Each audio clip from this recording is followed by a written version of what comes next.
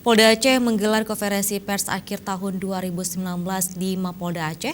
Kegiatan dipimpin langsung Kapolda Aceh Irjen Pol Rio S. Jambak, didampingi Wakapolda Aceh Brigjen Pol Supriyanto Tarah, Irwasda Kombes Pol Erwin Faisal, dan Kabid Humas Kombes Pol Eri Apriyono.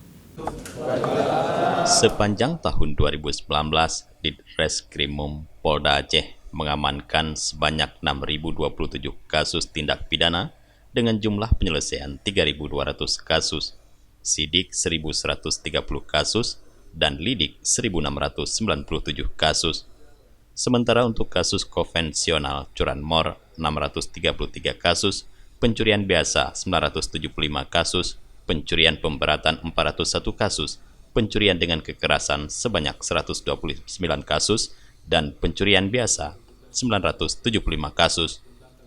Untuk kasus penggelapan ditangani sebanyak 465 kasus dan penipuan 643 kasus. Selanjutnya aniaya berat 58 kasus, judi 67 kasus, pencabulan 185 kasus, perdagangan manusia 1 kasus, dan penyalahgunaan senjata api sebanyak 8 kasus. Di antara tindak pidana dan kasus-kasus yang ditangani, terdapat beberapa kasus yang menonjol dan menjadi perhatian publik, antara lain penindakan terhadap kelompok KKB pimpinan Tun Sri Muhammad Azrul Mukmin Al-Kahar alias Abu Ghazal oleh Satuan Tugas KKB Polda Aceh pada hari Kamis tanggal 19 September 2019 di Jalan Banda Aceh Medan, Gampung Gede Teringgading, Kecamatan Teringgading, Kabupaten Pidijaya. Kepada wartawan, Kapolda Aceh memaparkan 5 aspek tugas pokok kepolisian yang telah dilaksanakan selama kurun waktu tahun 2019, yaitu aspek pembinaan, aspek operasional, operasi kepolisian, anggaran, dan prediksi perkembangan Kantipmas tahun 2020.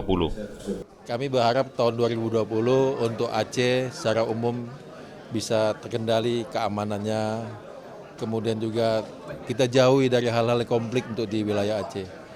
Kita sayang dengan masyarakat Aceh. Ya, sangat lama sekali konflik yang di Aceh tidak menjadikan kita jadi bisa membangun. Pokoknya itu dengan Aceh yang aman, damai, mudah-mudahan roda pembangunan, roda pemerintah ini berjalan dengan baik dan pembangunan bisa jalan lancar. Dan investor datang. Harapan kita begitu tahun 2020. Dalam konferensi pers ini, Kapolda dan jajaran pejabat Polda Aceh menjawab sejumlah pertanyaan wartawan tentang beberapa kasus yang masih menjadi polemik dan perhatian di masyarakat. Dari Banda Aceh, Tim Liputan Aceh TV melaporkan.